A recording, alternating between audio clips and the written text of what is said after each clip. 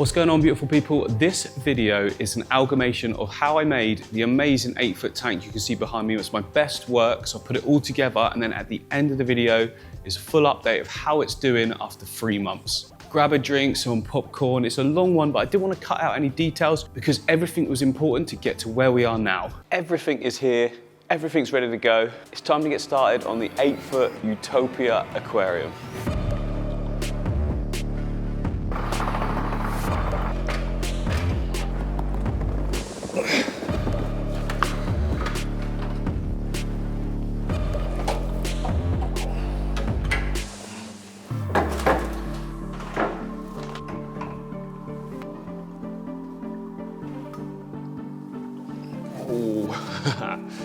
So here we have it, the tank. It's by ND Aquatics. I'll leave a link down below if you guys are interested because it's one of the best quality tanks I've seen anyway. Now it's 8 foot by 2 foot by just over 2 foot. I'll put all the dimensions and literage and gallons all on the screen, but it's the absolute top quality that they do as well. It's got beveled edge glass, opti-white, so it's like crystal clear low iron basically, so you get more of a blue tint to the glass rather than the green. So at the edges, that is, of course, down like where the joins are. Now the cabinet itself is 1 meter high exactly, and then there's like a slight overhang that covers up the bottom of the glass. So technically, I suppose it's 104 centimeters high.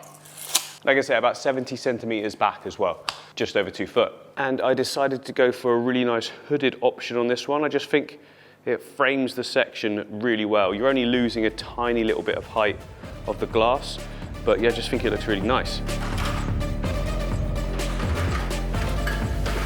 And it also means at the top here, we can hide everything. I'm gonna tidy up the wires a little bit more than that because that's a little bit risky for falling in the water. But we've got 4 Superfish 131, I think it is, hang on. Yeah, Superfish 131 scaper lights. It's basically the biggest light they do. We've got 4 of them, and that actually covers front, back, fully left and right as well with no gaps. So yeah, great light as well. And of course, I've been using the Superfish scaper lights for ages, so I know how good they are at growing plants and reaching the depth that I need as well. That's one of the things. It's quite a tall tank, so I wanted it to come right down to the bottom, and it definitely does that. Now, one thing I need to do is leak test the tank. I've actually never done this to any of my tanks before, but I think it's better just to be safe than sorry. I don't want to put an absolute ton of work into this and then find that there's some kind of leak, which is very unlikely because ND Aquatics, they said they never get leaks, but you know, I think it's better to be safe than sorry. There's a lot of silicone in this whole tank and it's all injected into the seams as well, so it looks all perfect. But like I say, I think it's a good idea just to fill it up, drain it down again.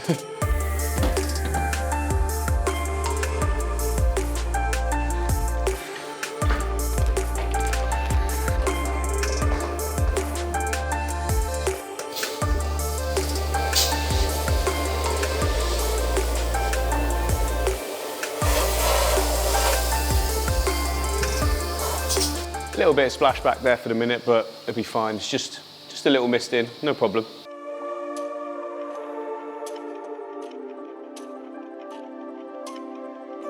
Right, we're halfway up. I was gonna just stop there and go, yeah, we're all good. But then I remembered that obviously the water pressure down below will be much higher once there's the full sort of weight on top. So I'm just gonna have to be a little bit more patient. Take it to the top. I might as well, I'm this far in anyway, so just make sure everything's perfect. No leaks so far, so yeah, all good, never in any doubt. There we have it, we're filled up. Now, this is obviously cold water, hence all the condensation on the glass. Everything's all good. What I'm gonna do is just leave it overnight. It's the end of the day now anyway, so I'll leave it overnight. It'll get to the right temperature of the room. I've already added in some API Aqua Essentials, so that's gonna take out any chlorine and any heavy metals and nasty stuff like that. So tomorrow, I don't want to waste all that water, so what I'll do is I'll come in and drain down a load of the other tanks I've got here, and then just fill them back up with this clean water. It seems a shame to waste it, doesn't it? Right, so now the next day, the water is out, I've topped up all the tanks, there is no leaks as expected, which is brilliant because now we can finally crack on with actually building the tank. Now with this tank being so tall, I think I'm just gonna remove the lid just to gain an extra few inches, just to save my chest when I'm leaning over for this first part. We've got to put a substrate system in. Before that, I want to build up some height because it's a tall tank, you know. We need height in an aquascape, otherwise it just all looks rubbish and flat until like 4 months in when the plants have grown taller. So yeah, let's take this off. Hopefully this is a one-man job. I don't think it is. It is a one-man job. Yeah, there we go. That just gives me a little bit of extra reach. Otherwise I was like, ugh. But yeah, perfect.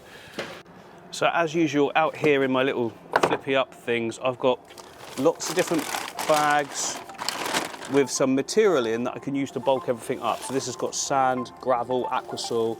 I've got quite a few bags of it, which I'm going to need because it's a big tank.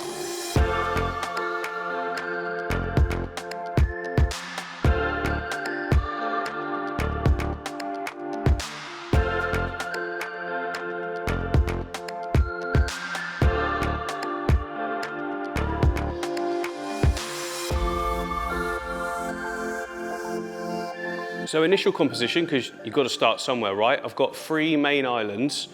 This one just off center, so there is center. Just off center, a little bit closer to that one. And what I want to have is like I say, 3 islands, but sort of kind of interlinked, but with lots of negative space area as well between them. Obviously, there's going to be a lot of fish, so we want to be able to see those fish against the black backdrop. I mean, eventually it'll just look like a jungle, we all know it, but that's what I want, so good. Oh, I tell you what, building tanks like this makes a lot of mess. Right, on top of that, I've got NutriBase. This stuff is so good. You can sort of do a mix of nutrients and crushed lava rock on your own, but this all comes in as one. You buy the bag, job done. You don't have to buy like 4 different ingredients and mix them together. So if you can get it, use it. NutriBase is really good stuff.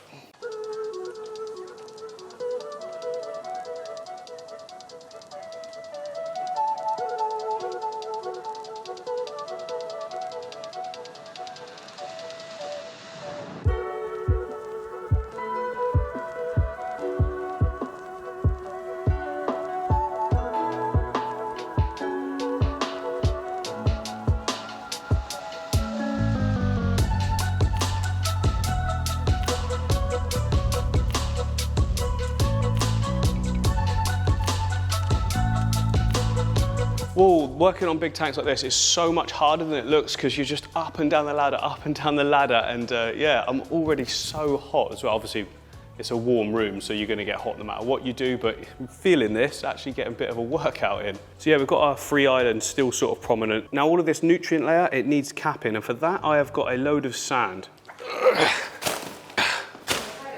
Right, so what this is, it's pool filter sand, so you'd put it in a pool filter to filter the pool.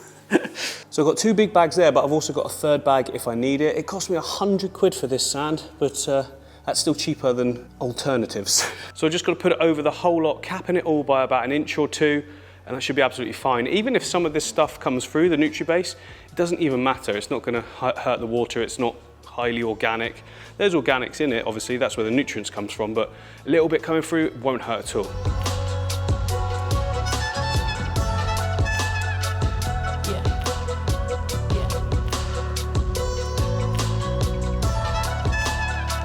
So there is the basic nutrient system in place.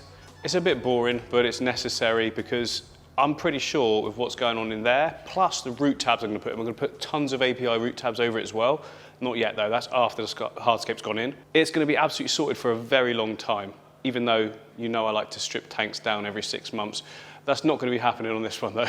But hopefully you can see the importance of bringing up that back section because the tank looks just deeper and better. If I had it all flat, it would end like there. That's where the edge of the tank would be. I just look way worse. It's all about perspective and the viewing angle goes like that, which means when you bring it up, it sort of gives you more space, I guess. It's an optical illusion, but it's one that works well. And I'll add to these sections as well where we've got the mounding going on, but I want to get the hardscaping first and we can put like coarser gravels and things behind it afterwards. That sort of locks it all down even more and gives more sort of area for the plants to go in. Not that it needs a lot more, but some of the places like at the back here might be a little bit shallow for some of the plants. It'll go in, but it'll go in easier if there's a bit more. But now we can start with some hardscape. I've got some pieces down here. I've also got loads up here as well. So yeah, we've got all our rocks and things up here. We've got more wood. There is even more wood dotted about. We've got plenty of wood. But always start with your biggest piece of hardscape. For me, that is, whoa, this is all a lot bigger than it looks. So I want the biggest piece to be the main focal point Now I've got to try and maneuver it to get it in the tank. Oh, it's tight, but I can do it. I can do it, yes. Okay, so this is the biggest piece. Oh, just pushing it down at the moment. I can't really see anything from this angle. With an 8 foot, with a ladder, you've got to keep coming off and have a look, but that looks pretty cool right there. Just bring the lights back over to where they're going to sit. God, yes, that's very punchy, isn't it? It's obviously not going to be on its own. I might push it back a little bit. We've got a little bit of room to go back. It just brings it away from the foreground a little bit. Although it's quite cool, actually, having it in the foreground. Remember, there's going to be rocks all around it and everything as well, so it's not just going to be on its own. Anyway, I'm just going to carry on now and just keep working and see how it turns out. Take my time with this. Usually I can rush this process because I get happy with what it is very quickly, but I want it to be perfect.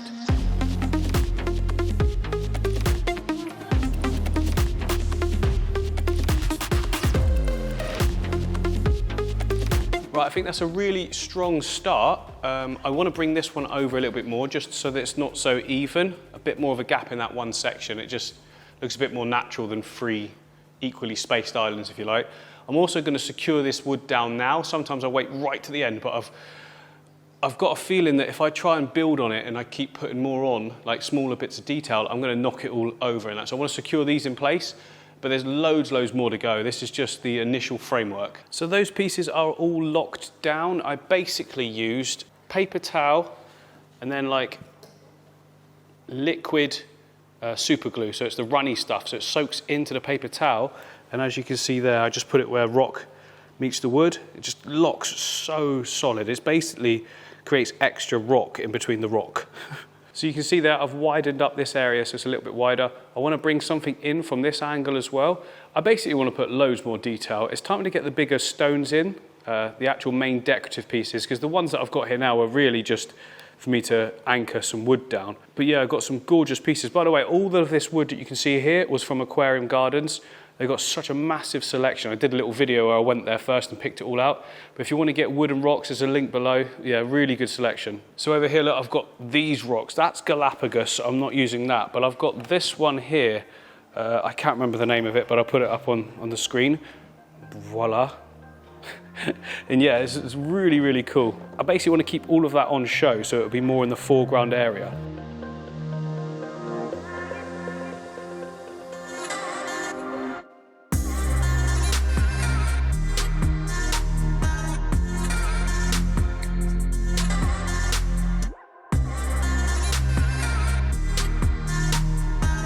Look at that, just placed sort of sporadically. I've got the biggest one coming out in the openest area. I just think it's quite nice and impactful.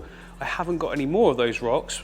That's enough though, like they're the feature if you want. They're gonna be kept on show, that's why I've brought them all to the foreground. I've got some other rocks that look similar to it, but smaller, that can tie in as details. Yeah, I've got these ones here, like this one and this one. I think they'll work quite well. Just a case of putting them in and seeing, really.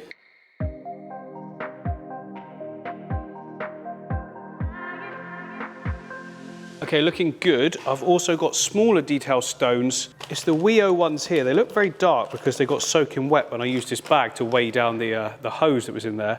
I just want to see if they're the same tone as the rock once it's wet, so I'm going to spray it. Okay, a quick spray down. Oh yeah, it's much darker than it look, as you'd expect, obviously. I didn't know it'd be that dark, which is perfect. Yeah, so this Weo stuff is called Black Venom, and so black you can't see it, but there we go. It's got all different sizes and bits with it. I'm just going to sprinkle it around the stones just to sort of blend them all in a little bit better. That is looking sweet. Let me just step back for you. Looking good. It's quite a definitive sort of contrast between the sand and the stones we've got there. So as a sort of blender, I've got Rio Shingu here. I think that'll just work perfectly in between some of the gaps, tying it all together nicely.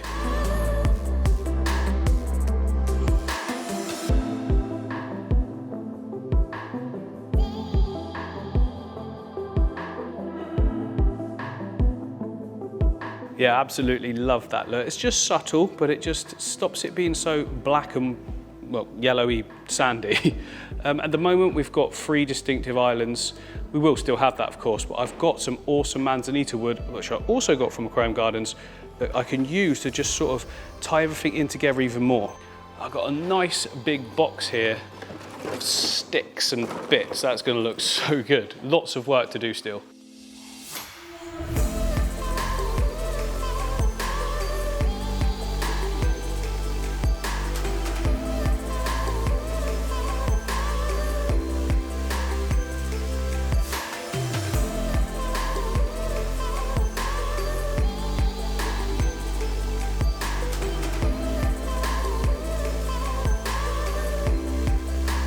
There we go, look, loads and loads of detail added. I think that really does make it all tie in so much better. Some of the places in the background look a bit bare. That's deliberate. It's all going to be planted, and there's no point fiddling around with sticks and stuff when you need to be doing trimming later on and things like that. You won't be able to see any of those sort of brighter areas at the back at all because it's just going to be full of plants. Of course it is. It's an empty tank. But now I've got to go around with some super glue gel. I've got the Superfish gel stuff, a little dot where it needs to be. Should be enough to keep all of this down. I mean, after like a week or so, it'll stay sunk anyway. So this is just to tack it in the meantime. Right, so I've glued everything down. All those little pieces that you can see on the bottom, each one of those has a little tack of glue on it. After a few weeks, or probably about a week, it would actually just sink on its own. But if I was to fill this up now, they all would have just lifted up and they would have gone everywhere. It wouldn't have looked good. It took quite a while, bending over quite a lot, very laborious, quite tedious, but it's such a necessary job because I think it's transformed the whole look of the scape. Without that detail, with all those roots, I don't think it would tie together as well as it does now, the way they sort of merge into each one. Yeah, so just look at how the details just add to it all. It kind of looks like the roots have just grown out over the top of the rocks, some of them sort of intertwined as well. Now you might be thinking that this area here looks a bit weird because there's nothing in it. Let me step back so you can see the whole lot. It kind of looks like something should be there. And I did think about it, but then I realized that is going to be a full-on area of plants. So there'll be like loads of stems in that area, all trimmed and compact and looking good. They will sweep down a little bit and sort of join to this one, come right down low, and then back up the other side again. So it means we've got a big negative space in this area. Now the reason I want that is because I just want that open area where you can see nothing but black and the fish swimming backwards and forwards in front of that. How good is that going to look? Aquariums tend to need a negative space in it. If it's all just one big block, it can look a little bit sort of, I don't know, chaotic, which is fine if you're going for that look. If you're going for like a full-on jungle vibe, which I am to a degree, I just want to make sure this area, the stems stay really low and we get a nice big black section. It's going to look so good. Now, of course, with the detail sticks as well, they're kind of creating planting zones for me. So I'm going to try and keep species in certain sections. And then as they grow, I think that will look really cool. Kind of like a controlled Dutch style with wood and rocks. So yeah, not a Dutch style at all. But all in the foreground though, all short plants. I mean, I don't want to be having to get right down there to do a load of trimming because it is really, really difficult. But at the background, obviously all the stems will be trimmed about midway, which is easily accessible. So I'm trying to think about future maintenance as well, because this is going to be the hardest tank I've ever had to maintain, but it's going to so be worth it. So it is time to plant, filter up, is that, I don't know if that's a thing. Get the filters going, fill the tank up, and put some fish into the tank. It's not going to be as easy a process as that. It's going to take quite some time. But in the last video, we laid down the whole substrate system, which is very important. I mean, without a good substrate system combined with good lighting, you will get algae. So what can happen is people will think, oh, I don't want too many nutrients because nutrients can cause algae, which is true. But if you've got high lighting and not a lot of nutrients, and then you put a few plants dotted about, they aren't going to outcompete anything in the tank, like waste from the fish, which means that you're going to get algae because nothing's being used. So what is important is what we've already done. We've laid down a massive nutrient foundation underneath this sand, and what that means then is when I just pile the plants in, combined with this is actually much higher lighting than it looks. There you go. So we've got 4 of the Superfish lights up here. When we now put the plants in, they've got all the nutrients coming from the roots. They've got high lighting. They're going to be reaching for that. They're going to be growing like turbocharged, especially because we've got CO2 systems going on here as well. Again, that's all coming later on. But for now, the first thing we want to be doing is adding in our plants. Now, I like to start with ferns. They just give you a sense of where everything needs to be. And then I usually move on down to Anubias and things like that, which I like to sit just a little bit lower than the ferns. it just sort of blends it in quite nicely. So let's start off with some ferns. So plant-wise, I've got a ton of plants being delivered from Aquafleur. Look at how great they look. Big chunky ferns at the back there. I've got Trident as well. I've also got some really nice Echinodoras, but obviously that will be planted in the substrate. I've also got a load more down here at the back. Look at those. They're called Microsorum Terapus Green. It's like their extra green variety. Definitely going to use those. But then also dotted about all the tanks on the fish wall. So over here, we've got our keyhole cichlids, and behind them is a massive piece of Bulbitis. These guys are going to be going in the tank as well. This tank's currently fishless, but there's a big Bulbitis at the back there as well.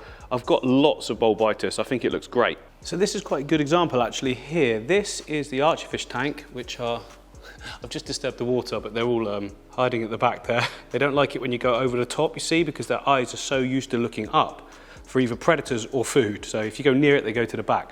But you can see down here, look at this plant here. This is a Java fern originally, and now it's got loads of little sort of baby ones growing off the leaves. So I've managed to collect quite a few off. So like this little plant that you can see here is all brand new growth that's just been fully grown underwater, so it should adapt instantly and just continue to grow. I've managed to save quite a few from other aquariums as well, so we've got some really nice mature Java ferns, and as I say, we've got the Bulbitis as well, looking so good. Big clump of it there. And Bulbitis and Java ferns go together like I was going to say peas in a pod, but that doesn't really work because the pod is part of the pea. They go together like, my mind's blank, it's just something that goes together nicely. I don't know. Peas and carrots, that's what I was thinking of. Me and Jaddy were like, pea. Now, of course, they don't just come out of the tank like that. They've all got little sort of dead bits attached to them and that, like you can see here. But these dead leaves are what the new ones were attached to. So yeah, just strip them bits off. And over here, look, we've got some more sort of non-perfecty ones, so clear those out, and now we're left with all these beautiful ones to reuse. And that's why plants are so great, because with epiphytes like that, they'll just keep growing. You can take parts off of them. It's the same with Anubias. It will keep growing outwards, and you can trim it at the rhizome. You've got two plants eventually. It's quite a slow process, but if you've got enough of them, then yeah, you get a good yield. And then with stems, well, everyone knows what stems are like. You trim them, they grow back as two, and you've got the original still. So yeah, it's win-win with plants. I think of it always more as an investment than just a straight out purchase. So yeah, that's everything we've got prepared. There's not that many ferns, to be honest, Java ferns. And here is the new ones, the fresh ones. So yeah, Microsorum Terapus Greens by Aquafleur. Love it. Look at that vibrancy. It's going to look so good in there. So I'm going to start in the middle with my biggest ferns. Now, unfortunately, this wood is shaped really well to be able to just push it in gaps. Trying to work out the best places. That area there is definitely good. And then there's a nice little area on top here as well. Now that top piece there is sort of pushing itself over because of the gap. To the left and to the back, that's absolutely fine. You want some there as well. So what I will do is on that area right there, I'll just stick another piece. It sort of hides where it all ties in and also brings a little bit more into that front area. And I'll just tie that whole thing to sort of sweep back then, like it's one giant plant.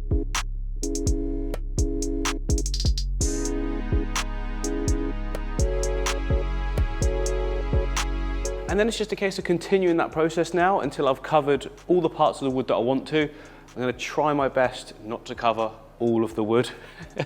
I mean, it would be a massive shame, wouldn't it? But each piece does need its own little green section, and it really does bring everything to life and tie it all in a nice way. I'm going to put some Bulbitis in separated areas as well, so it's like sort of on its own as well as the Java ferns. I just think that might be quite cool. I don't know why. I'm going to do it though.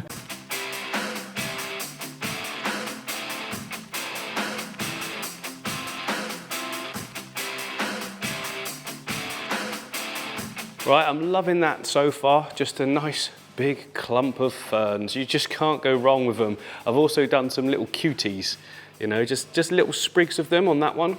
And then look, another like little sprig there as well. They'll get bigger and bigger. I might do a few more of those actually. I really like them. They bring the fern up a little bit without being too like takey over. Is that a word? No. So the next thing I like to add in is the Anubias. Like I say, I found that it works better if you keep it below the Java fern or the Bulbitis, and it sort of merges in nicely.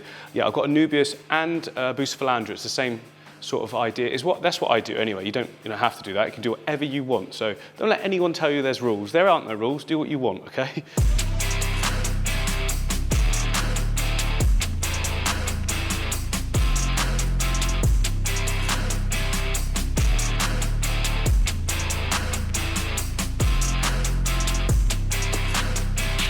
There we go, look, loads of nice detail in the foreground with all the buses. And look, that's a really nice piece there, Cophifolia, isn't it? That's Anubis Cophifolia. Absolutely love that plant. It just looks so sort of aged.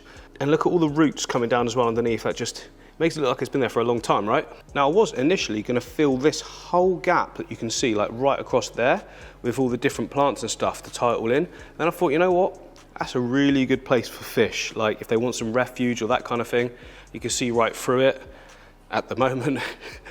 But yeah, no, I'm going to leave it. I think that's important to have areas that the fish can sort of take refuge and just chill out for a little bit. They're more likely to come out into the open if they've got places to hide. That's what I've always found anyway. Another important thing that we need to keep doing, spraying this down. I'm gonna have to be doing this a lot because obviously filling this thing up is gonna take ages. I won't be able to do it too quickly because I need to get the right sort of temperature. Like not bang on, but it wants to be at least not like really cold or really hot. Because I'm using so much water, the hot water sort of boiler system for the whole room will run out like halfway up. So just got to keep an eye on it, keep taking temperature. I've got like a digital button one that tells you the temperature really quickly. So I'll keep an eye on that when I do fill it up. Not filling it up yet though. Next up, I'm going to go with mid-ground plants. You can either do foreground or mid-ground. I'm going to go in the mid-ground because then it will show me where I want to put the foreground stuff. What is the difference though? Well, plants like the crypts that you can see here, these are a mid-ground plant. They just get about, I don't know, like that tall in the tank. So if you put them in the front, you can hide anything behind it that's shorter. So we go with those ones for mid-ground. And then for the stuff that stays nice and short without trimming, we've got dwarf hairgrass and Monte Carlo there. 6 pots of each. Oh no, 5 pots of that. But I only want it for a few tufts of detail anyway, so that's perfect. Anyway, time for some crypts.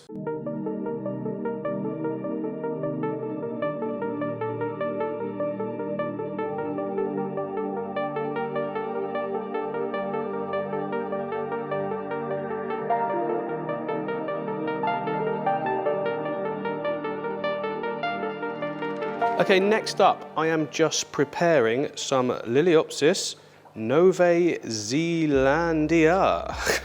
Don't know why I said it like that, but yeah. I've got a few little sprigs of it dotted here. I probably broke those up into half, so I've got about 8 tufts. I'm making hell of a mess, but I can't be bothered to clean it up now. I'm just gonna clean it up the end and keep going because I just wanna crack on with the build, get it all done, and as it's filling, I can tidy up after. Yeah, that's the option. There we go, look, just like that. Just a couple little details. Some people like to just go with one type of like foreground plant, keep it that, but I just find, personally, I just think it looks more natural with a mix of plants, just looks more foresty. Do you know what I mean? So yeah, that's what I like to go. It's up to you. Do whatever you want, like I always say. Oh, I almost forgot the S repens as well. Gotta have some of that in the foreground.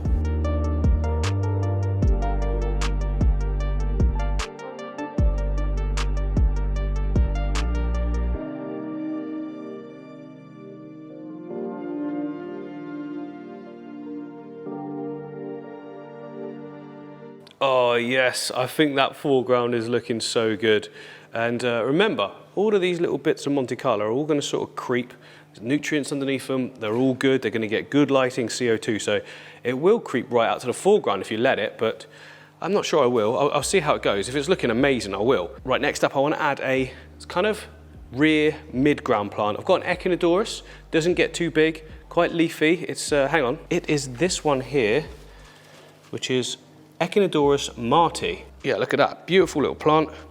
Just a little bit of a feature. I want to put 3 of them in, one near each island, and it's just a different texture. Very, very vibrant as well, these ones. One of the most vibrant green and easy growing ones I've found.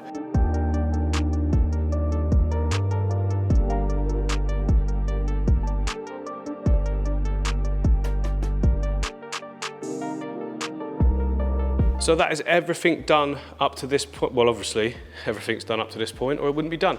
Now it's time to plant the stems. I'm gonna put a list up on the screen as we're doing it, and also I'll be adding some after as well, some that have already been grown underwater. The first one's a potted one, so I'm just gonna be able to plant them straight into the soil where I want them. Not soil, sand, soil's sort of underneath. And yeah, there's a lot of them, so I'm not doing that individually. We just need a nice big time lapse, get that whole thing done, we can fill it up then.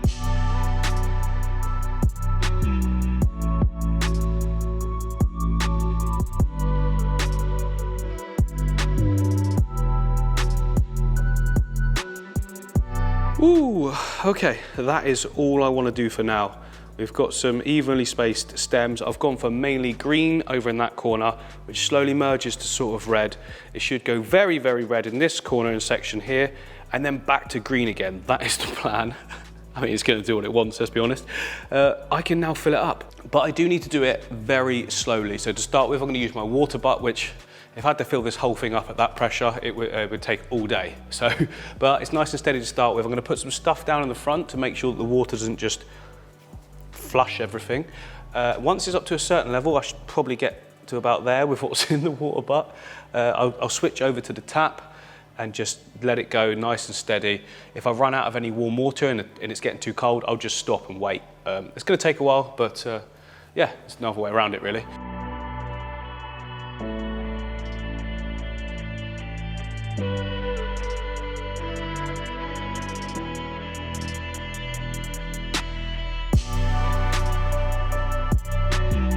Right, it's taken such a long time, but we're almost there. I'm basically filling it from my water butt. So I've just turned the taps off, but the taps are on full, and then if I need to add some hot or cold, I just adjust the hot and cold, and then it runs all the way down here into the water butt where there's a little, what do you call it, like a pump, I guess, like a pond pump or something, comes out, goes around, and then fills up the tank. So yeah, nearly there. My wife's just called. Where are you? I'm probably going to be another hour or so. But I've just noticed something I want to get now whilst it's not full of water. Some of the little glue points, like that one there, look ugly. There was some on this area as well. But as you can see, just take a little bit of Anubias, and then I'm going to go and stick little pieces of Anubias and BUSINESS on these little points. They're hitting the light as well, so they'll get good light. They're down low, so they're not going to be blasted, which means they'll actually grow nicely as well. So yeah, the way to do this is actually put glue, super glue gel, on the plant, on the rhizome, out of the water. And then you just reach down to the point. Oh, it's down far. And just hold it there for about 10 seconds. Decent amount of pressure, and it should sort of fix itself. It'll take a little bit longer to go like solid, but it should stay there. And then when you lift your finger off, all good. Right, it's the next day. The tank is full. It took so long, but you know, it's worth taking the time with it. If I'd have put the hose in from the main taps, it could have just blasted a load of this stuff. It could have disturbed the substrate system and everything. So it was worth the wait. I think it took about 5 hours to fill it up using the water butt with the pumping in method. But it's done now. There's a slight murkiness to the water. You'd expect that. That's all brand new wood that's gone in there, so it's going to leach some tannins. Sorry if I sound weird. I've woken up this morning with some sort of sinus thing, and it's like, yeah. And to top it off, I've done something to my hip, and I think it's getting up and down, jumping down from the ladder quickly, like high impact. Anyway, who cares? The show must go on, right? I'll persevere through. I've had some cold and flu stuff, like I'm all bunged, but it doesn't matter because I really, really want to get this finished. So yeah, this is already looking great. There's a lot of plants still in the background, but all of those are out of water, sort of. They've been grown out of water, most of them. So for instance, that Ludwigia you can see there will look nothing like that when it starts growing in properly. The Palustrious red in the middle there, again, it's a bit sort of wiry. That'll just snip that back and replant it. But there's a lot more stems I've got dotted around the studio that I want to be able to add into this. So for instance, in the Aquaria tank, I've deliberately not trimmed any of this and any of this because I knew I would want them for this setup, so I'll be taking those for the red section. And it's the same up here in the red tank. I've deliberately let it grow tall because I need to come in, snip a load of it out and use a load of those as well. Fish are loving it. These fish will be going in the tank as well. Silver tip tetras. There's only like 8 or 9 in there, but yeah, a nice little addition. The pearlweed tank in all its glory does need a trim again, but I'm a little bit hesitant to put pearlweed in just because of how fast it grows. Like, I trimmed this a couple of weeks ago, down nice and tight. I also re-fertilized it because I noticed that the tips were slightly off the green that I wanted. As a result, it's gone absolutely nuts. It looks fantastic, but damn is it some work. It looks like a green cloud with rocks coming out, doesn't it? It looks so good. And I've got more reds all in the angelfish tank as well. I've also got a ton of red root floaters all over the surface as well if I want to use those. And there's some mini water lettuce as well, because probably will want some floating plants over in the big tank. And over in the endless setup, which I've done this a couple of weeks ago now, but already all this rotala is reaching the surface. So I'm going to come in there, take a chunk of that out as well, so that'll be perfect in the background section. And I've tidied up all the mess from yesterday as well. These are all the pots that we used in total. Let me count those up. So there's 64 pots in total, but remember I used a lot of Bulbitis and Java ferns that I already had as well, so yeah. But the job now is to go and collect up all of those stem plants, and then I bunch them all together and put weights on them. I'll show you how I do that. I just find it so much better to create impact in certain areas, because at this point now it's going to be very fiddly to just take each stem and just place it all in. That is not my game at all.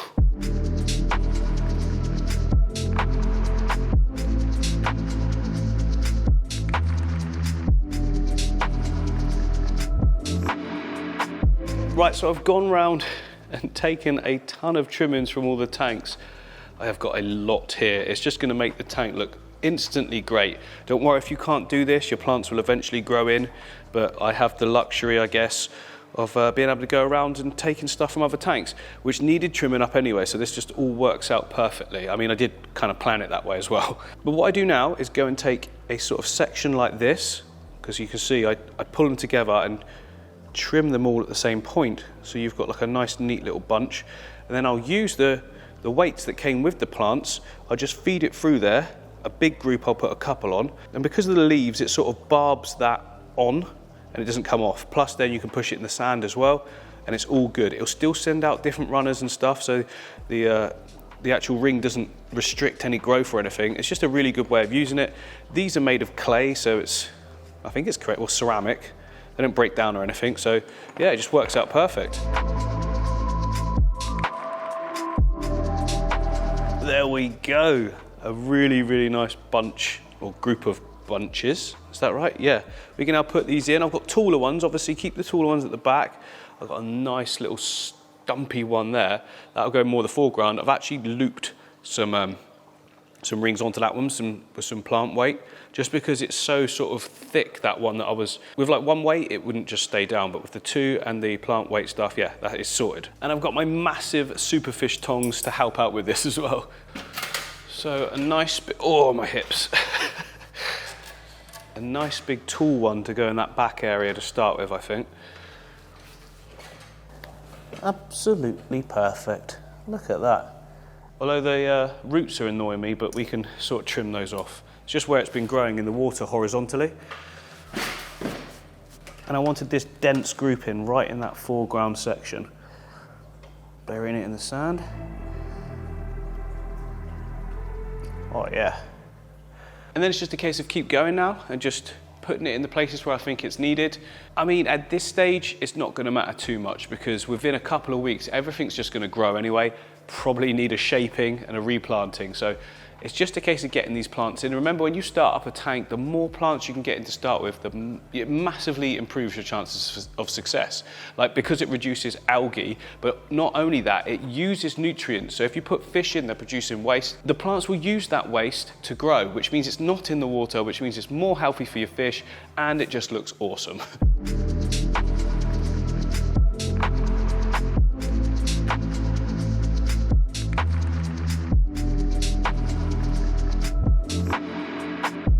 There we go, so I've planted up all of the middle sections how I want them, loads of red in there, and that sort of transfers over to this side as well, but it will be more sort of orangey tones as it goes to the edge, the same on both sides, so that should look pretty cool. And then I have now got the taller ones to come all the way at the side, so you'll actually be able to see them from the start, because otherwise, yeah, you wouldn't see these at all. Not that that matters, because it'll only be a couple of weeks and all these are going to grow so much, especially with the 4 lights that we've got on the top as well. Yeah, we've got these nice, really tall ones here. I've saved those to the last.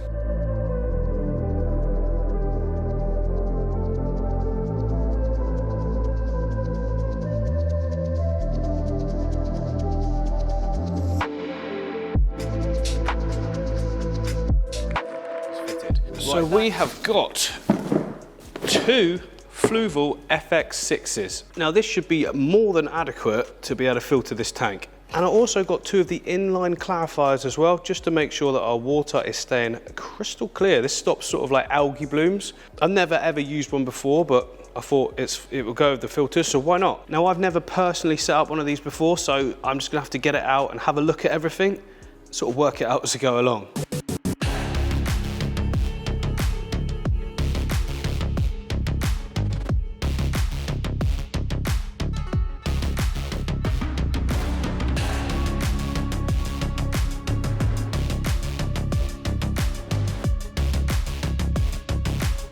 Well, that was quite good that I started to take apart the media basket to notice that, hang on, there is media inside, but obviously you need to take it out the bag. Oh, and more underneath as well. So yeah, make sure you do that if you've got one of these and not just start it. Right, that's all back together and ready to go. Now, like with most filters, you get one piece of hose and then you just cut it in half and you've got your inlet and outlet. And then to the piece you've cut, you attach your bits. Yeah, like your inlet thingy and your outflow pipes.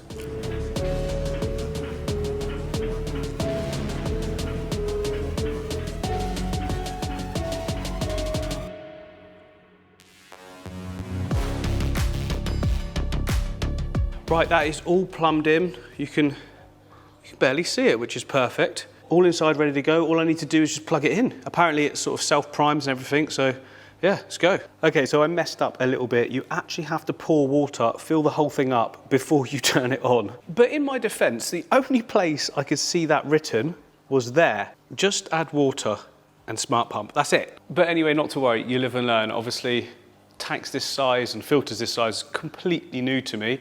I did the 8-foot at the shop before, but the guys knew how to set up FX6s, so yeah, it's all a learning process, and now I know, and now you will know as well. If you're going to get an FX6, you've got to fill it up with water first.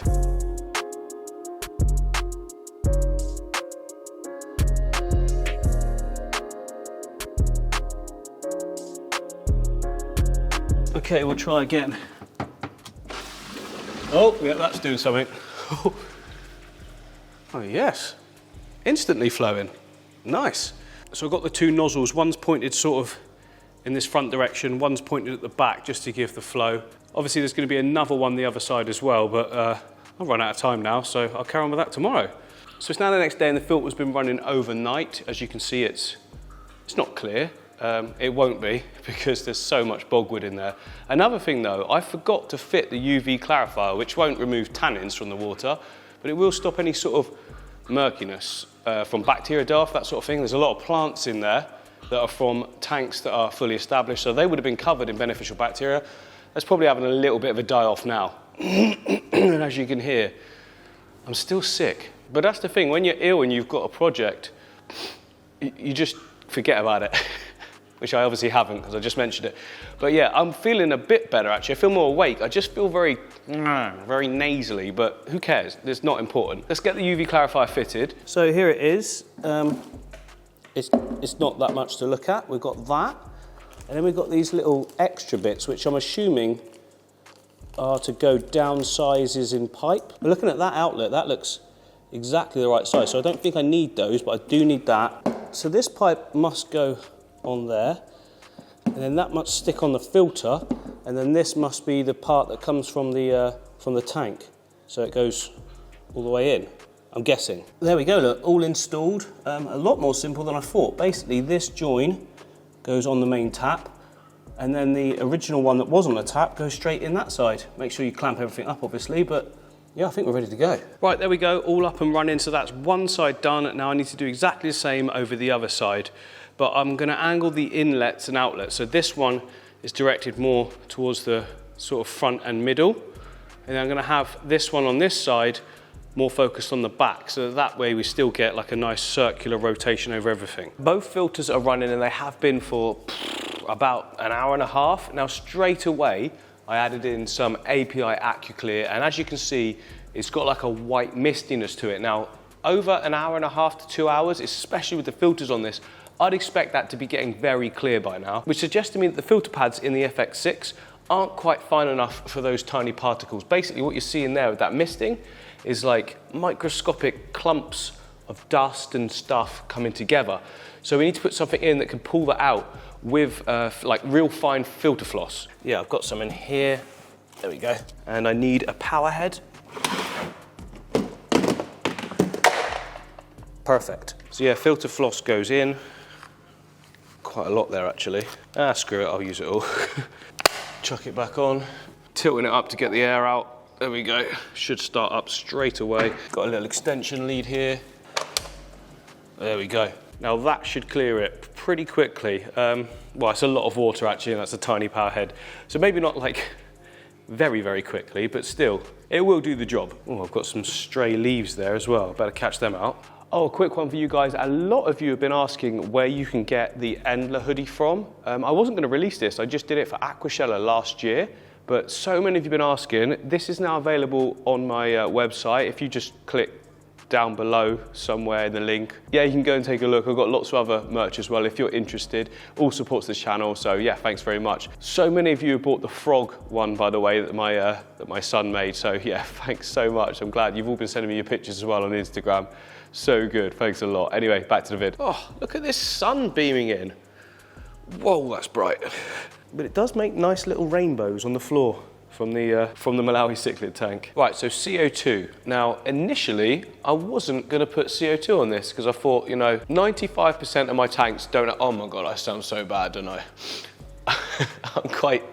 I'm suffering more later in the day. Oh, I'm so nasally. Sorry, I do apologize, but I want to get this done. So 95% of my tanks do not have CO2 systems on them. I kind of like that. I like the challenge without it.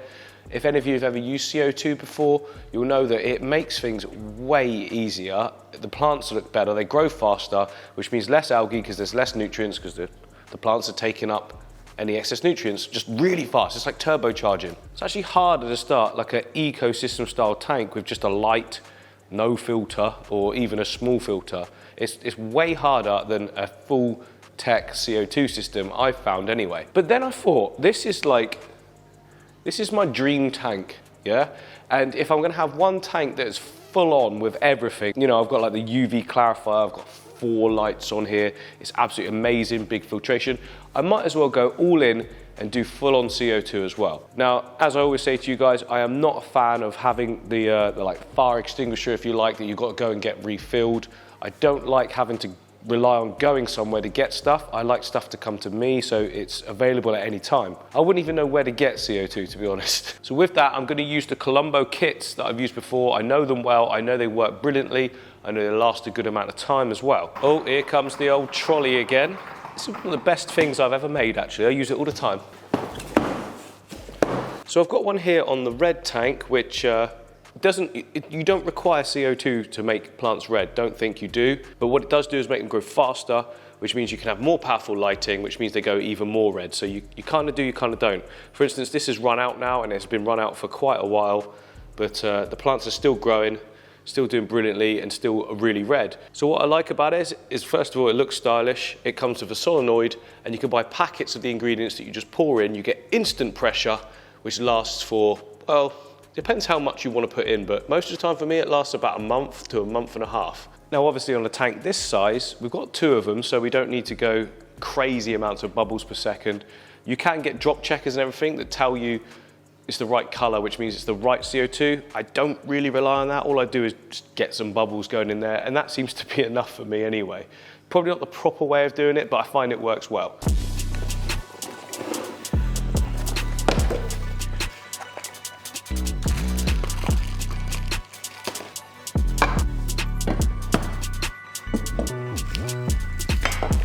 So in the kit, you've got your plug, obviously. This attaches to the solenoid. Where did I put that?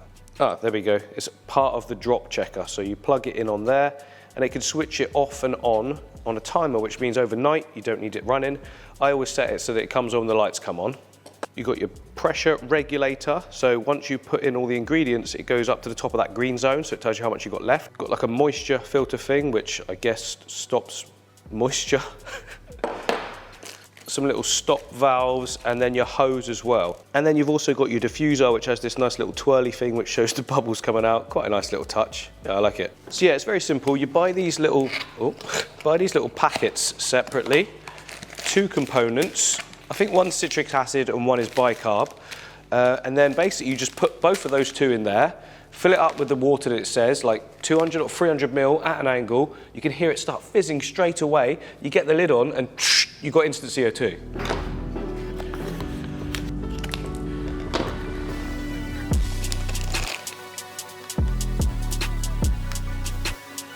Try not to do what I just did and spill a load. That's why I don't like these splitty tops, because it goes a bit funny. I like to actually trim it. Pour that in as well. Now we're going to add water now, but before that I just need to attach the moisture filter to the actual pressure gauge.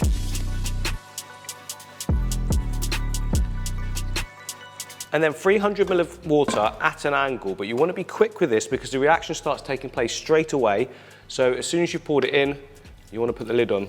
Can you hear it? Hang on, it's hissing away. You hear that? Lid on.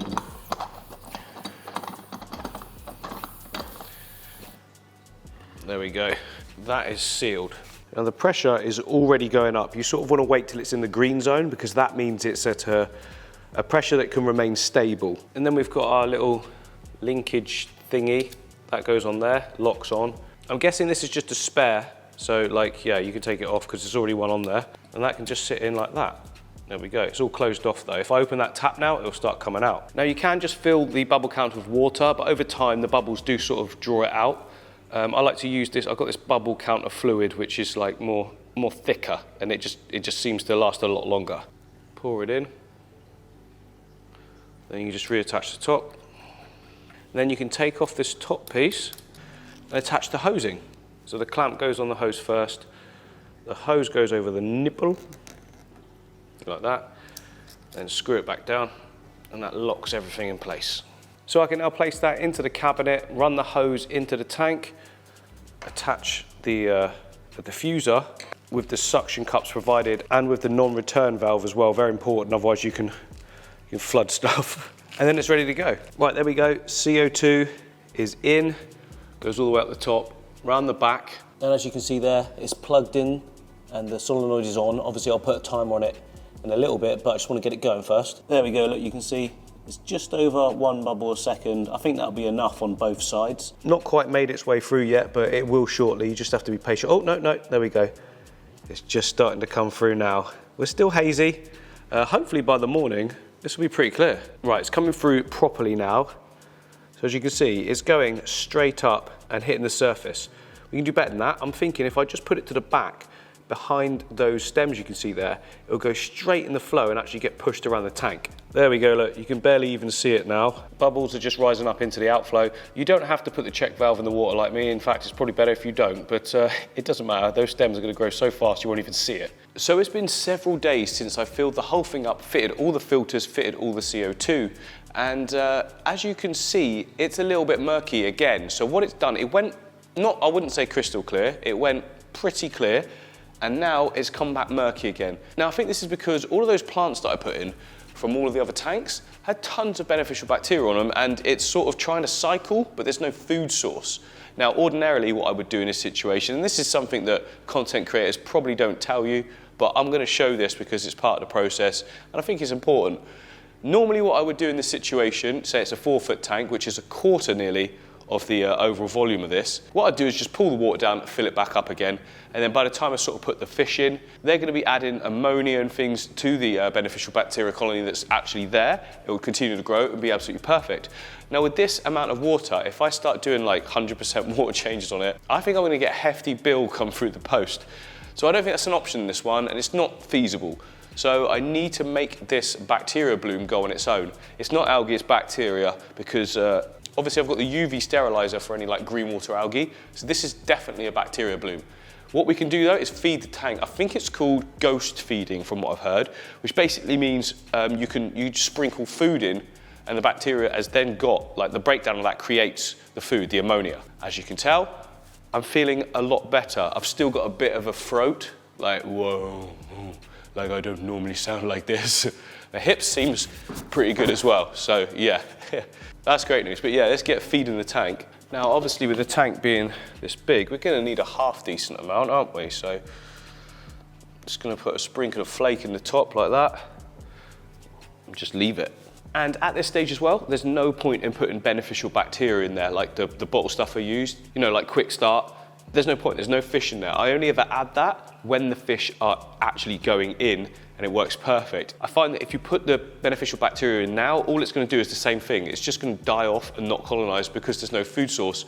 Obviously, if I kept, you know, feeding like this, but I'm just gonna do this just to see over the next few days if it does clear on its own, and then we can put the fish in, because I don't really want to spoil the whole thing by putting fish in when it's misty. It's just, no, that ruins the whole effect for me. It ruins the whole video, the whole series. So those fish are not going in here until that background looks jet black. Oh, and the other thing I want to do is add in some leaf zone, because we've got all these epiphytes. There's no nutrients in the water. Well, there will be a little bit of nutrients in the water, but there's not a lot. So I want to make sure the tank is dosed, even for the stem plants as well, because although they're pushed into the substrate, their root systems have been like traumatized, if you like. So they're not going to be pulling up many nutrients at the moment. So let's just get the water columns sorted out.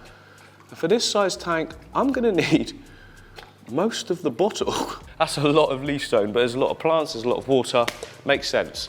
So it's now been a few days, and as you can see, the tank is clear. So I'm guessing that the ghost feeding worked. Either that, or it just naturally got clear over time anyway. Could have been being a little bit impatient. Obviously it's a bigger tank, everything just takes way more time. Usually for 4 foot, within a day or two, I can get stuff perfect. It's taking a little bit longer with this one, but still, we're on the right track now. So what I want to do now is put the lid, or the canopy, canopy on the top. A lot of people saying look better without it. I just think it's going to frame it a lot better. You don't lose barely any of the actual viewable window, probably about 1 inch or so. But I think it'll just frame it, and it'll make it more of a special piece. So this was a one-man job last time. Hopefully I can do that again. Okay. Right, now I've got all the plugs and everything back there, which I'm gonna need to... Ow, that's my finger. Step ladder, I think. Oh, I can already see it's gonna look good. Oh, there we go. I think that looks really, really sleek, and it like finishes the whole design, doesn't it? What do you think, Kate? Do you like it better with the lid on or canopy on? Yeah, lid on. Lid on, okay, good. That's both decided. Like, even from further back, look at that. Looks amazing.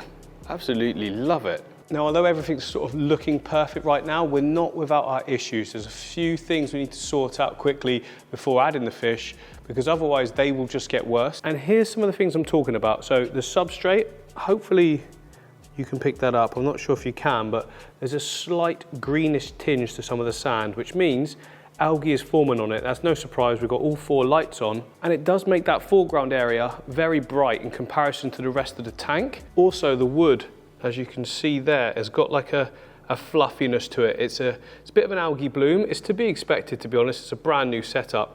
Also, these pieces of wood and the Java fern in the middle here I'm talking about, it's closest to the light. So you're far more likely to get algae on that wood without anything to combat it. And down here, look, some of the exposed manzanita that we're seeing there, it's got that sort of jelly forming on it. That's completely normal. It's more like a non-hard piece of the wood. It just tends to get that on there anyway. Cleanup crew will definitely get rid of that, so I'm not worried about that at all. So the first thing I've got to do is adjust the lights. Now, thankfully, I thought this might be the case. I wanted to start the lights on full power just to see how things went. It's been a week. We're experiencing some issues. So I have got 4 times controllers. These are Superfish controllers, the Superfish lights, they go together perfectly. These allow you to dim the lights, but they also have a timer function, which I'm not going to be using because I've got them all connected to one smart plug, which means I can just switch the whole thing on and off when I want. But these are perfect to get in each one to the exact brightness I want. I'm probably going to need to calm down to about 70, 60%, I'm thinking, to start with, and see how that looks.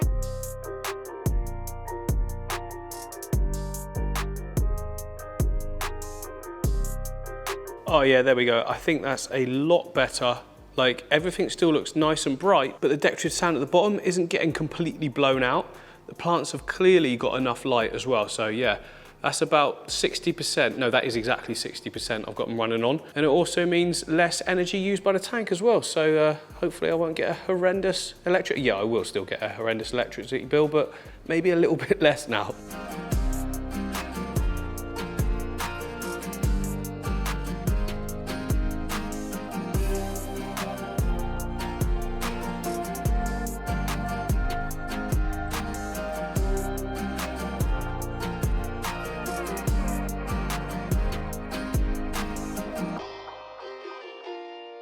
here we go then. I have got 9 in total. The first fish going in the 8-foot aquarium. If I can find a gap. There we go. First fish. Not a showpiece fish, but they're gonna do a great job in here. Is that all of them? Yep. Oh, straight on the glass. We've got some really nice color variations actually. We've got the albino one, but this one next to it as well. This one's like a honeycomb, and then there's one above it that's slightly lighter colored. And then there's a, is it a fantail, I think they call that one, because it's obviously got a big fanny tail. As they get more comfortable, they're obviously gonna come off the glass, and they will eventually just be very drawn to that wood. They'll just be munching on it in no time. Right, let's keep moving on. So I definitely want to add the phantom tetras. We've got black phantom and we've got red phantom tetras there. They're a small size. They will look really great in there. There's a good number of them as well.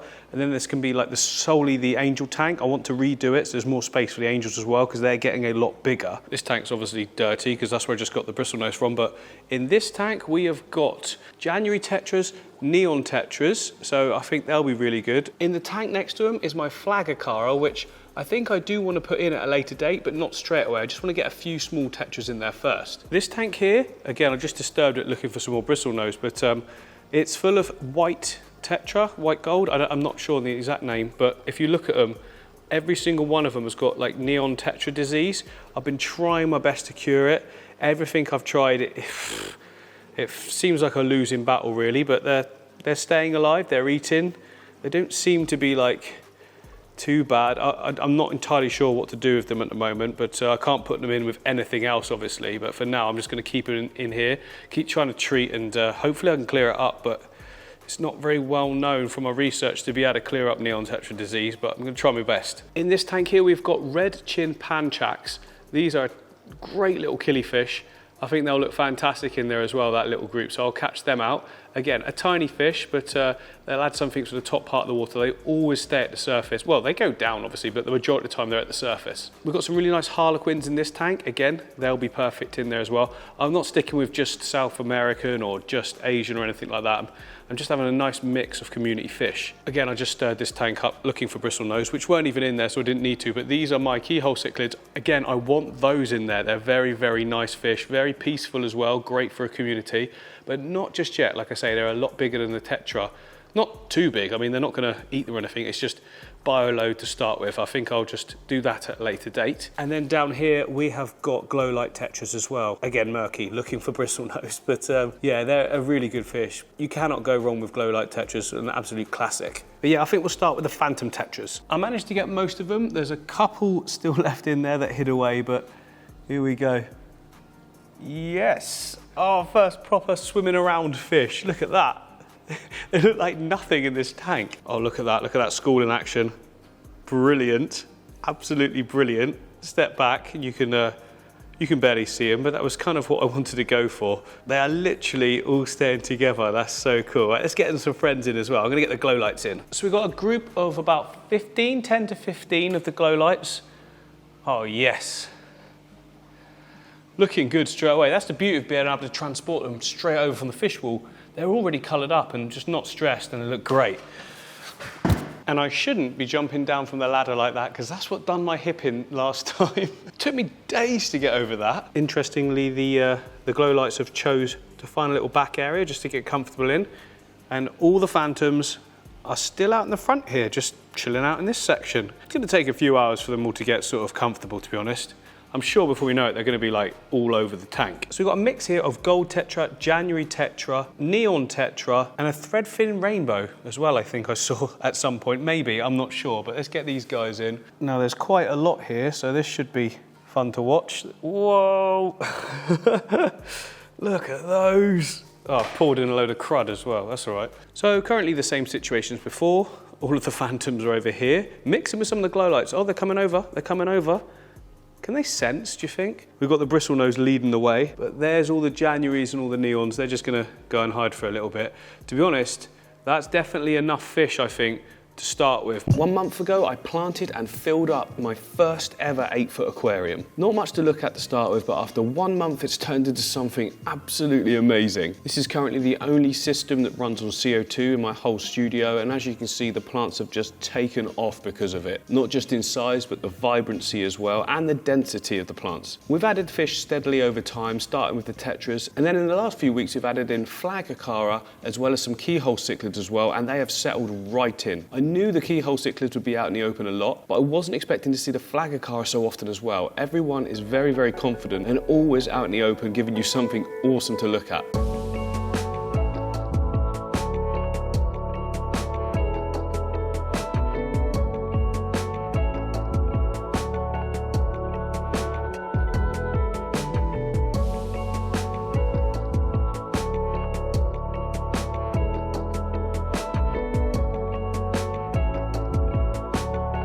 So it's now been over a month since I planted this tank and filled it with water, and it's doing so well. I cannot believe the results. The growth is insane in that time, and the quality of how everything's looking as well is just top notch. But it's not been without its setbacks though. After a couple of weeks, it started to get some murky water. This is basically the tank cycling itself. It's breeding bacteria, then it's dying off and then breeding back again. And then, as is often the case, we hit a dreaded diatom algae phase. This is like a brown algae that goes over everything. Completely normal and will go in time. But I decided to speed things up by adding some bristlenose plecos and a decent sized group of Amano shrimp. The Amano shrimp set to work straight away, just pecking at everything, and I literally came in the next morning and it was all gone from the foreground. Still a little bit of green algae on the foreground sand, but not that brown diatoms anymore. So yeah, fast forwarding now to another few weeks, and as you can see, everything is just looking perfect.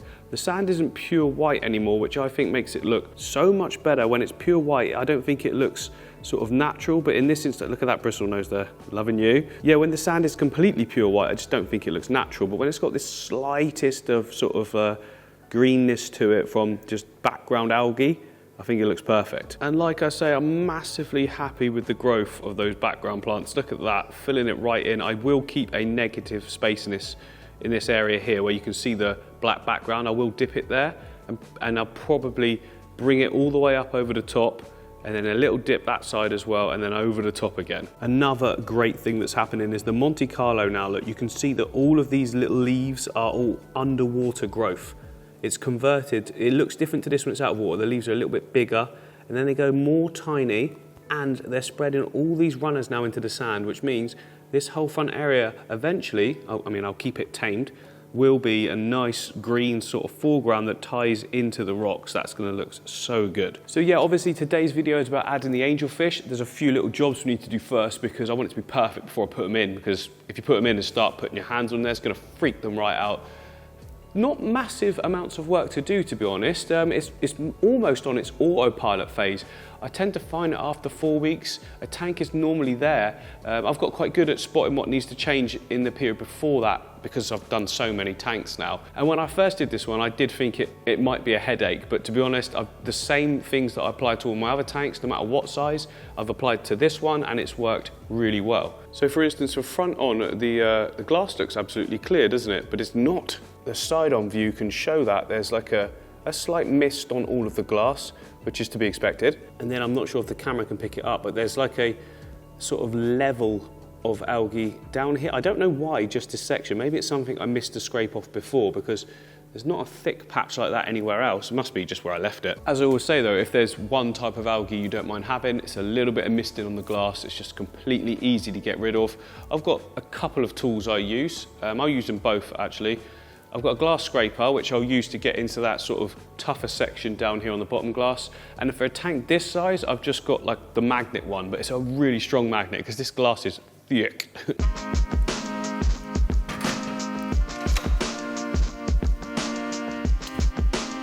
So in terms of maintenance sessions so far, I've not had many. I think I've done a water change on this once, maybe twice, just a little bit. But other than that, I've not had to do any, which is good because it's a lot of water and it takes a lot of time. Now that little area there just come off really easy. I always use the scraper for getting off stubborn bits of like green spot algae on the glass because it just works instantly. And now we can switch it up and go to the magnet scrubber. Yeah, and this is the one I've got. Now it's so powerful, look at this. Sometimes I've accidentally picked it up and had my finger like this and put it near it, and look. Take your finger off.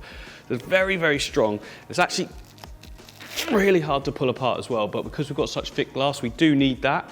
Otherwise you're just moving it gently. This side's got like the Velcro grippy part. This is the fluffy one, so inside, outside. There's some attachments you can put on, but I don't bother with that. I like to just use it as it is. Yeah, it's just a case of plopping it in the water, put it near, there we go. Don't get any fish caught in between them, because that would be goodbye. Now I know a lot of people, they do get annoyed with the amount of plants that I sort of put in to start with. I've just found it so much easier to be able to maintain the tanks, all of these tanks that I've got, if I start with the heavy planting.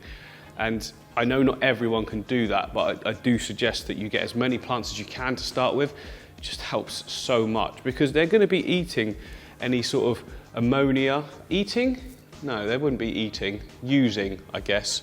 They're going to use ammonia and nitrate and things like that in your aquarium to grow. So even though this tank was like a completely brand new setup and we put in a lot of fish in one go, next day I'm testing the water, and the day after that as well, not a single bit of ammonia in the whole tank. Obviously we've got decent water volume, this is 1,000 litres, but at the same time there's a good amount of fish going into a brand new unfiltered tank. I left it 2 weeks before the fish went in, of course, but still, yeah, not a single bit of ammonia. Plants just eat ammonia so fast. So yeah, why not put in as many plants as you can? And obviously I'm at advantage, I've got plants dotted around in all of the tanks that I can just take trimmings off and add to, which is what I did a lot with these ones here.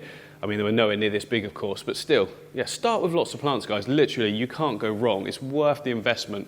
And it is an investment, because as they grow, you can trim, replant, then you've got double, and then before you know it, that's double, you know, exponential growth, and you're just winning. There we go, that's the glass clean. Actually made quite a difference. I don't know if it comes out on camera, but yeah, everything's looking a lot more sharper now. Now in the top section, look, you can see up, the one reflection. This top section, there's a load of plants that have come sort of loose or what have you. They're obviously the scraggly ones that didn't make it. There's a couple of long ones there I'll replant. The rest, I just need to scoop it out and then we're good.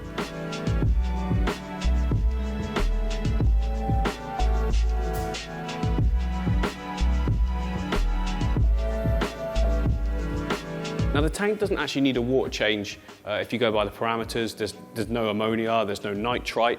Nitrates are of a good level, but I think I'm going to give it one anyway, just because there's a slight sort of tint to the water still, and that'll be the last parts of the tannins from the wood leaching out. So get that clear. I'm going to do a 50%, which is actually quite a lot. It's still 500 litres, so it might take a while. Obviously we'll speed that up.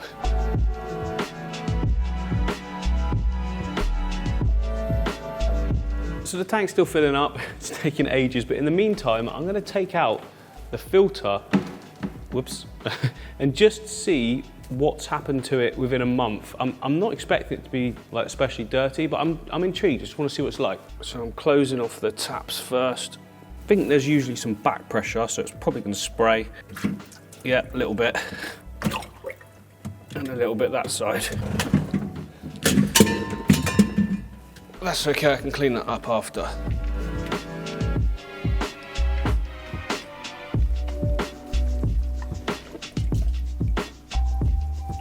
Okay, so that's a month in the ugliest startup phase of the tank. Now the sponges, they look pretty good to me. I mean, I could take this all out and clean it, but I don't think there's any point at the moment. It'll probably do more harm than good to just reset everything by cleaning both the filters out, so I'm not going to do anything to them, I'm just going to leave them. I'll probably give it another month. This is going to make a mess going back on though, for sure.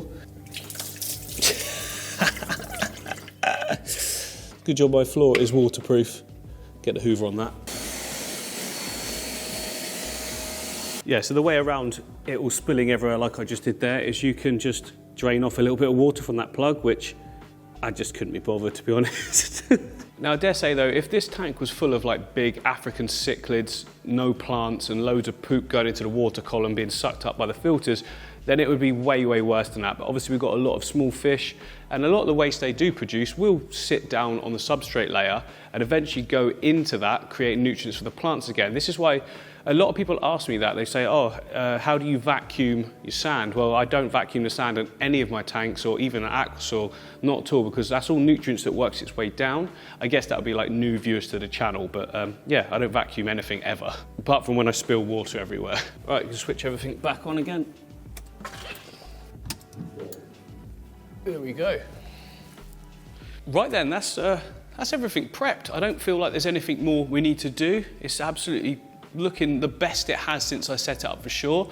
It's time to put in those angelfish. I'm so excited to see how the other fish behave with a larger fish in there. Again, the angelfish aren't too big, and these are a good sized tetra. I've had all of them for a long time, and they're not like, you know, you're putting in tinky little neons. They would get eaten even by this size angelfish, because any fish will eat another fish if it fits in its mouth.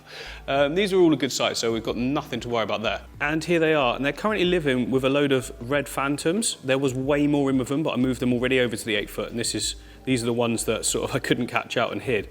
Now, the chances of me catching these fish with this amount of plants it's just not happening. I'm gonna have to take everything out to be able to catch them. The minute I put a net in there, I might get 1 or 2, and the rest of them are just gonna go around the back. So yeah, I'm gonna have to break down the tank. I wanna do something new anyway. I'm not a fan of taking out fish that were designed for the tank and then putting different ones in. It just feels, I don't know, it just feels wrong. So yeah, break it down, catch them out nice and calmly, and we can put them in.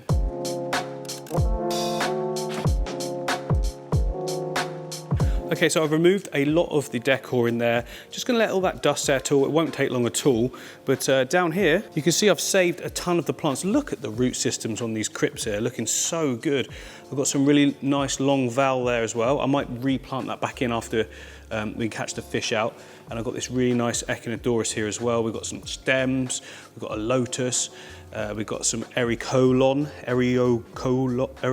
I don't know how to say that. And we've got some nice Lobelia cardinalis there as well. Now, I want to put these plants in the new ecosystem tanks that we've set up here. I mean, they've been running now for over a week.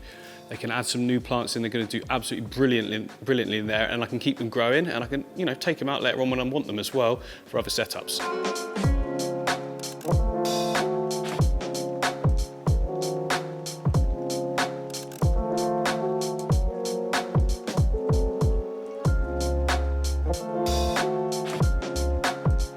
There we go, looking smart, and I'll definitely be reusing a lot of these plants. They're the best of the bunch. The others were pretty good, but they was being starved of light and that, so I've saved all the best ones. We can reuse them again. And I've just put a little power head in the tank, get that nice and clear, and then I should be able to catch them a lot easier. It's clearing pretty quickly, to be fair. I can already see the back of the tank, look. Well, almost. Right, the water's cleared enough, and I've got a bucket down here ready to put the fish in, because they're too big to be put in little pots. So I'm gonna transfer them into that. This is probably gonna take a while. It's gonna make a mess. There's no point in me filming this bit. Right, it actually went a lot better than I was expecting. I used a double net method. What you do is you drive the fish into the other net rather than just chasing it all around with one net, and it worked well. I caught all of the red phantoms in one swoop actually, which was very lucky. And the angels are down here in the bucket. I'll try and get them all in one for less stress. I should be able to do it. They're not massive, so we're all good. Right, let's get the red phantoms in first so they can join their buddies. There you go. All the temperatures matching, by the way, guys. Don't worry about that. The whole room is heated, but oh, straight away they joined their little group. That's brilliant. It was almost like the whole group knew they were coming. That's pretty sweet. I've actually transferred the angels into this little tank because it's easier to see and easy to pour into the tank as well. That bucket's way too big, but yeah, we've got 7 really nice angels here. Right then, here we go. I'm really keen just to see how all the other fish react to the angels being in there. Maybe they won't care at all, but at least to start with, they definitely will be weary. I'm just gonna pour them straight in.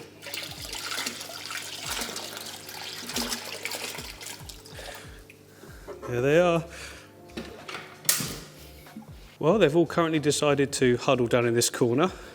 We'll give them a minute, they'll get used to it. The other fish are definitely aware something's going on down here, and they're starting to have a little look now. I don't think it'll be long and they'll be exploring everywhere. Oh, see, and this is why we love keyhole cichlids. They've come over to say hello. Hi, guys. Yeah, it's very nice here. I've come a bit too close there, I'm just scaring them. Colours are already starting to look a lot better. I mean, it's probably due to the fact that this tank has got 4 bright lights above it, so any colours on any fish just do look really good in this tank. Okay, it's been about an hour and we're starting to get some progress. Well, kind of. The two biggest are right out in the front here. They're really taking their time with it.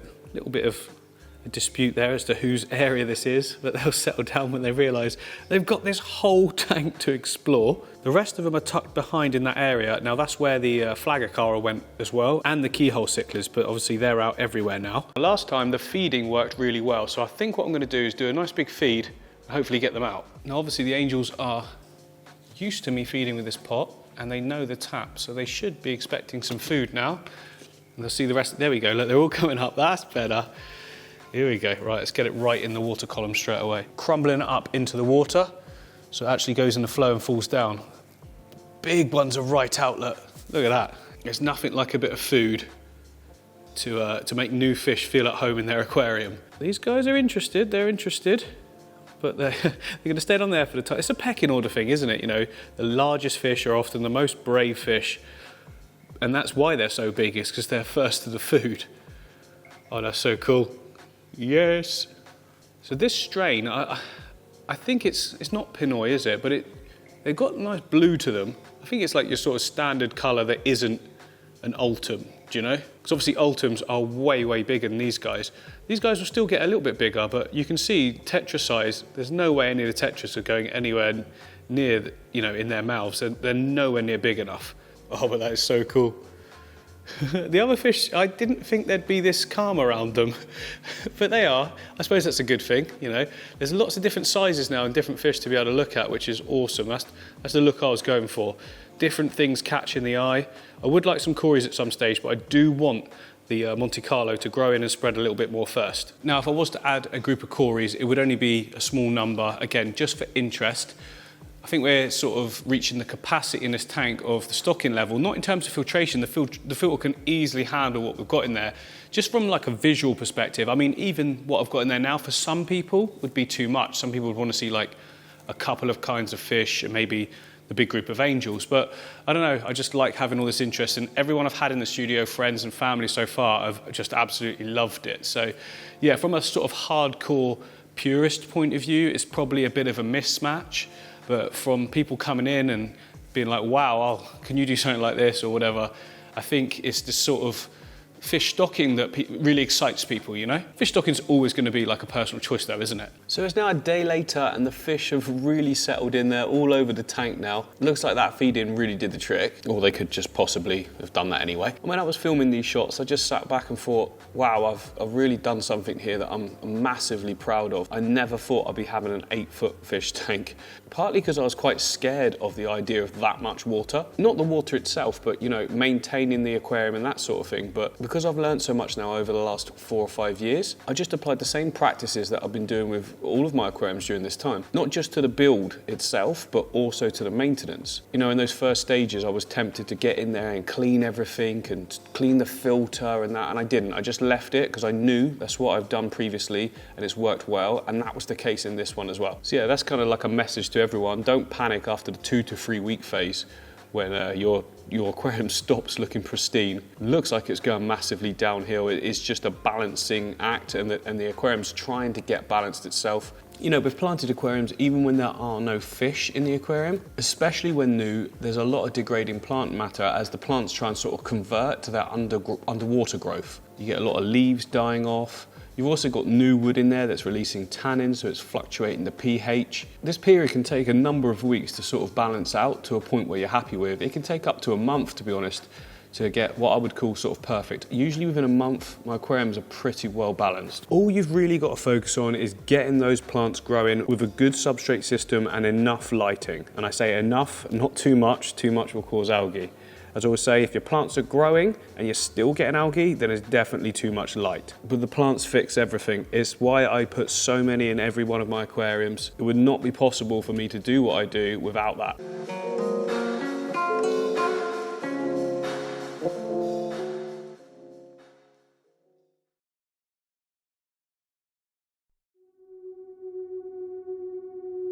Well, this has not only been the biggest tank that I've ever set up myself, I think you can agree with me, it's also my most successful, beautiful. Absolutely love how it turned out. It's as good as it's better than I envisaged. As I've said previously, I know the amount of mixed fish in here is not everyone's cup of tea, but given the size of the tank and the different colors in the setup, I think it works really well. People absolutely love it when they come into the studio, which is great because every sort of artist wants to show off their work. And obviously I get to show it off to you guys, but seeing it face to face with people is really nice as well. I'm so glad that I added the angelfish as well because they really are the feature of the tank. Now, given that there's CO2 running on a tank, it's no surprise that every single plant is just looking perfect. The only ones that aren't are the Echinodoris that I put in. And for a while I thought that they weren't getting enough nutrients because Echinodoris require quite a lot of nutrients at their roots. Big, thick root systems they have. So I added in some root tabs, thinking that would make them better.